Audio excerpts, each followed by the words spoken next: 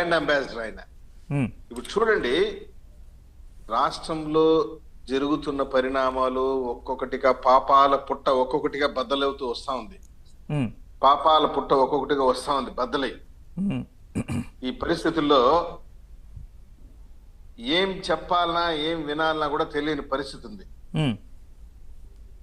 ఇప్పుడు క్రాంతి రాణా టాటా, సీతారామాంజనేయులు, ఇంకొకరు అంతా కూడా వరుస పెట్టి సస్పెండ్ అయిన తర్వాత ఇప్పుడు సంజయ్ గారు ఈ కేసు చూస్తే మరీ అధ్వానంగా, చీపుగా, డబ్బుల కోసం కక్కుర్తిపడి, వాళ్ళంటారు క్రాంతి రాణా టాటాను, సంజయ్, విశాల్ గుని అంటారా, మానవ హక్కులు ఉల్లంఘించినారు, కేసులు ఫేవర్ చేయడానికి ట్రై చేసినారు, ఈరోజు సస్పెన్షన్ గురయ్యారు, ఆడబడున్నారు. ఈయన డబ్బుల కోసం కక్కుర్తిపడి ₹1 కోటి, 2 కోట్లు, 3 కోట్లు డబ్బుల కోసం కక్కుర్తిపడి ఈరోజు సస్పెన్షన్ గురయ్యారు. ఆ రోజు మేము చెప్పాం పోలీస్ అధికారులందరికీ, అయ్యా ఐపీసీని ఫాలో కండి, వైసీపీని ఫాలో కావద్దండి. మీరు వైసీపీని ఫాలో అయితే మిమ్మల్ని రక్షించేవాడు ఎవరు ఉండరు, మిమ్మల్ని కాపాడే వాళ్ళు ఎవరు ఉండరు అని చెప్పాం. చిలక్కి చెప్పినట్టు చెప్పినాం, వినలేదు. రెచ్చిపోయి పంది కుక్కలు తిన్నట్టు తినుండారు. ఈ యొక్క సస్పెన్షన్ ఆర్డర్ చూస్తే, ఈ సస్పెన్షన్ జీవో RT నెంబర్ 2088 చూస్తే ఇంతకన్నా దౌర్భాగ్యమైన అధికారులు ఉంటారని చెప్పి నేను సూటిగా ప్రశ్నిస్తాను.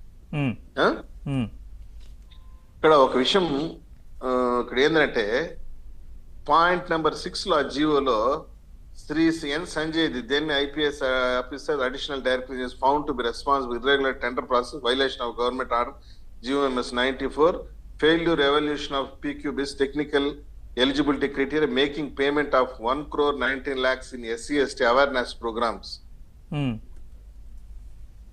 అదేదో సంస్థ పేరు Kritvia Technologies Private Limited, Hyderabad, incurred more expenditure.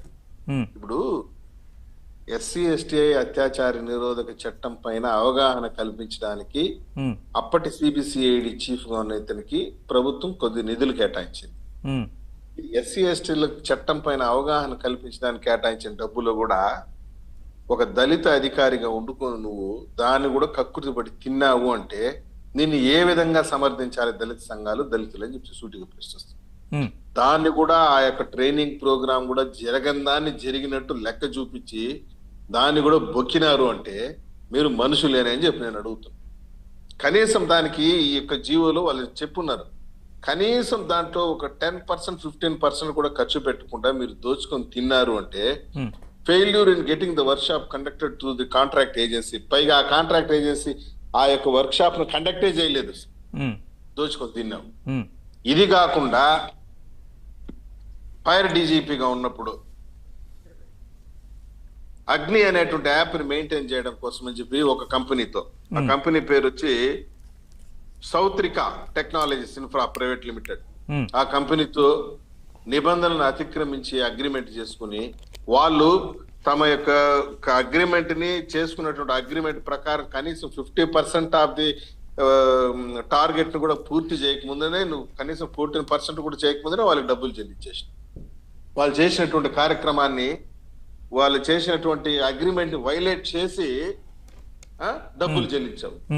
ఇంత నీవంతా ఏం లేదు. ఇక్కడ విషయం ఏంటంటే, ఒక విషయం గుర్తుపెట్టుకోవాలి సార్, ఈ SC/ST అవేర్నెస్ ప్రోగ్రామ్ కోసం ఏర్పాటు చేసిన చూసారా కృత్వియా అనేటువంటి కంపెనీ, అసలు కంపెనీనే లేదు అది. అక్కడ హైదరాబాద్ లో చూస్తే దాని తలా లేదు, తోక లేదు, అది ఒక పకోడా కంపెనీ, అన్రిజిస్టర్డ్ కంపెనీ, అసలు అది లేనే లేదు. నాకు తెలిసి నా ఎక్స్పెక్టేషన్ కరెక్ట్ అయితే ఈయనే ఒకదాన్ని ఏదైనా వాళ్ళకి తెలిసిన వాళ్ళ దగ్గర రిజిస్ట్రేషన్ చేసి ఈయనే వాళ్ళకి వర్క్ ఆ ట్రైనింగ్ ప్రోగ్రామ్ క్యాంప్ ని అప్పచెప్పి ఆ కోటి రూపాయలు మొత్తం 1,19,00,000 ఈయన జోబికే వచ్చింది కూడా అదే, జరిగింది కూడా అదే. ఇంత దిగజారి పనిచేసినటువంటి వ్యక్తులు నువ్వు ఐపీఎస్ కి ఎలా ఫిట్ అవుతున్నావు అని చెప్పి నేను సూటిగా ప్రశ్నిస్తున్నాను సార్. నేను అడుగుతున్నా వీళ్ళందరినీ, ఇంత దారుణంగా దిగజారి దోచుకున్న డబ్బులు ఏం చేస్తారు? ఆ రోజు చంద్రబాబు నాయుడు గారిని అరెస్ట్ చేసినప్పుడు ఢిల్లీలో ప్రెస్ మీట్ పెట్టావు, హైదరాబాద్ లో ప్రెస్ మీట్ పెట్టినావు, విజయవాడలో ప్రెస్ మీట్ పెట్టావు, పెద్ద నిత్య మంత్రులు మాదిరి, నిజాయితీ మంత్రులు మాదిరి బిల్డప్ ఇచ్చావు. ఈ రోజు నువ్వు చేసినటువంటి అవినీతి బండారం చూస్తే ఐపీఎస్ అధికారులకి సిగ్గుతో తలదించుకోవాల్సిన పరిస్థితి వచ్చింది. ఇంత అధ్వానమైనటువంటి పరిస్థితి నేను ఎప్పుడు చూడలేదు. కాబట్టి వీళ్ళు కనీసం ఐపీఎస్లుగా ఉండడానికి అర్హులు కాదు వీళ్ళు. రైట్. ఈరోజు సస్పెన్షన్ అయినారు,